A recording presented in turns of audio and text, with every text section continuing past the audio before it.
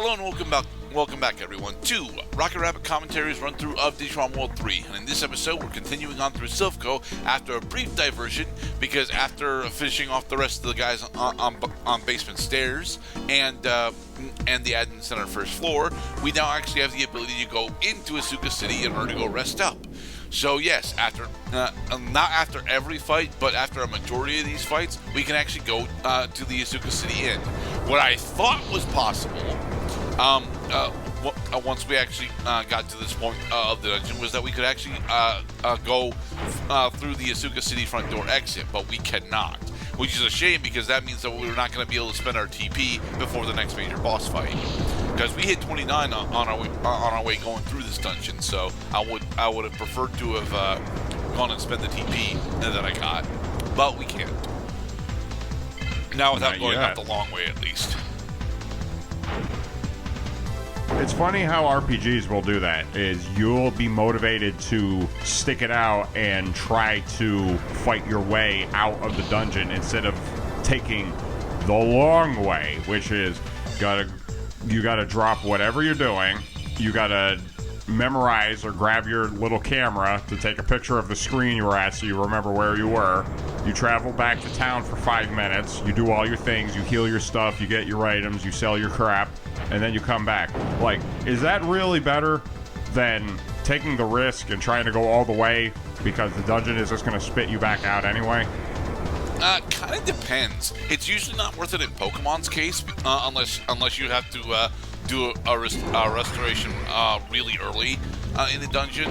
But that only really applies to the first several generations of Pokemon, to be perfectly honest. Once you get to Generation 7, well, we're not really supposed to be talking about Pokemon, but this is a complaint that I've had about Pokemon, ever since I played Sword and Shield.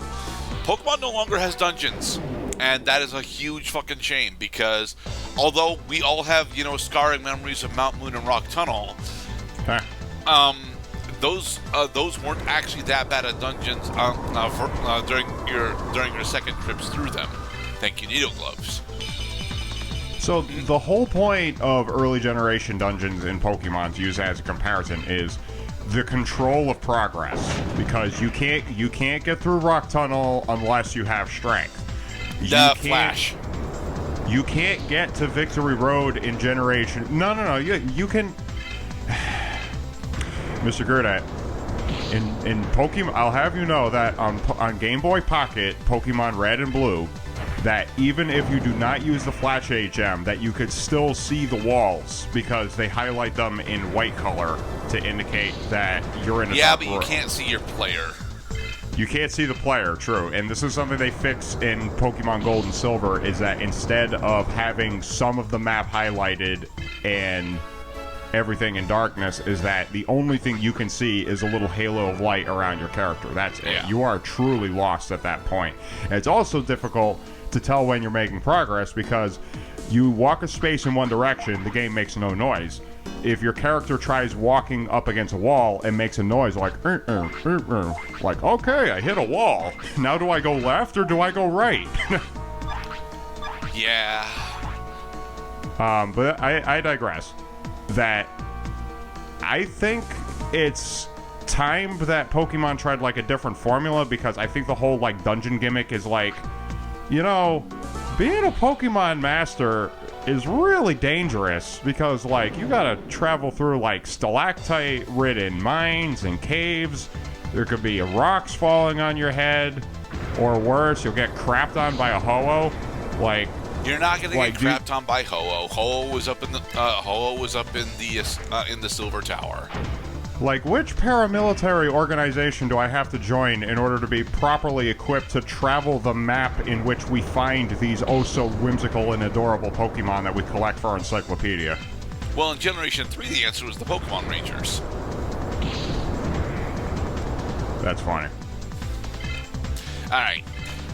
But the big reason why I bring up Pokemon Dungeons during this segment is because Digimon World 3 does technically have dungeons, but they're all but the only really important they're only really important for the narrative, to be perfectly honest. The story dungeons of Digimon 3 all have exactly one gimmick. Like for this particular dungeon, if you will, the gimmick is that we have a linear gauntlet of trainers to fight through in order to get to the center of the the center of the admin center. It's terrible phrasing, but yeah, that's what I'm going with. And yeah. All right. Oh, we are actually. This is somewhat important because we are actually fighting the last of the AOA trainers that we have to before effectively the end of this dungeon. Before we get a special encounter that isn't really a boss fight, but is it is narratively important that we do this next encounter. So there. But yeah. All the story dungeons in Digimon World 3 have exactly one gimmick. This story dungeon's gimmick is that we have a gauntlet of trainers that we had to fight through in order to get to the actual boss, the so-called boss of the AOA. There will be plot stuff that'll take that throne from her later on. And you know what would be funny is if you travel through all these mooks and you fight because they're all copy paste soldiers. They all look exactly the same. They all say exactly the same things, and then they might have a different Digimon when you fight them, and then build up all this expectation to finding their master, and you say, oh, it's a different looking character with like long hair, glasses, and a hairband, and then you go up to her and she says, give yourself up. You can't beat the like, you really are the head honcho here.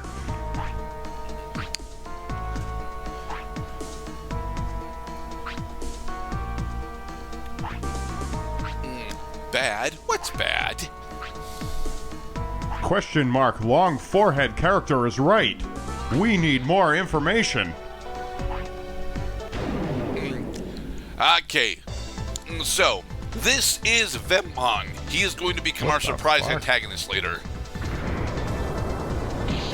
Right, so we're supposed to... So our reaction is supposed to be, oh, he's tiny. He can't possibly be that tough. Indeed, and he isn't actually. He does have one interesting gimmick, though, in that he is one of the few Digimon in the game that can actually steal our MP. So you gotta defeat him quickly. Not really. I mentioned before that we are actually a bit underleveled for this point in the game, but because of that, regardless of when you get this encounter, Vemmon is honestly really, really easy. But he's supposed to be. There's a narrative reason for him being this easy. That he's gonna come back, and each time he comes back, he gets a little stronger each time. No, actually, that is the narrative that you're supposed to assume is going on here, but no. Then he is just funny. No, he is definitely not a comic relief character. I'm not gonna spoil the very ending twist, Mr. Cloud. You can't make me. So there. Tell me things, purple-headed man. Gooby. Bye, Gooby, yeah. We're all goobies, yeah. Alright, so if you want to actually go rescue Teddy first, you need to go and fight the AOA general that's over on the left there, and continue down the linear gauntlet. Alright, this puzzle is actually a bit weird, specifically because it's very easy to screw up this puzzle, but you won't know that you screwed it up until you screwed it up twice. So you need to touch each of these paintings twice in the proper order. Because there's a letter attached to each of the paintings, so going up to the paint. By the way, I think it's a really bad idea to put like, oh, you got to go to the southeast facing wall and hit the prompt button in order to register that there's a picture there. You can't fucking see the picture because it's on the fourth wall. Yeah. Oh, did we find the hidden door? Nope. We solved the puzzle, Mr. Cloud. You just need to spell out monster through all the paintings. Nice. Alright. Although this is a shorter part, we have one more fight to do before we end off, and it's against this trio of dudes. The agents? Hi, Game Master. Alright, in the next episode, we will take down Game Master. Be safe, everybody. Give yourself up. You can't win. Whoosh.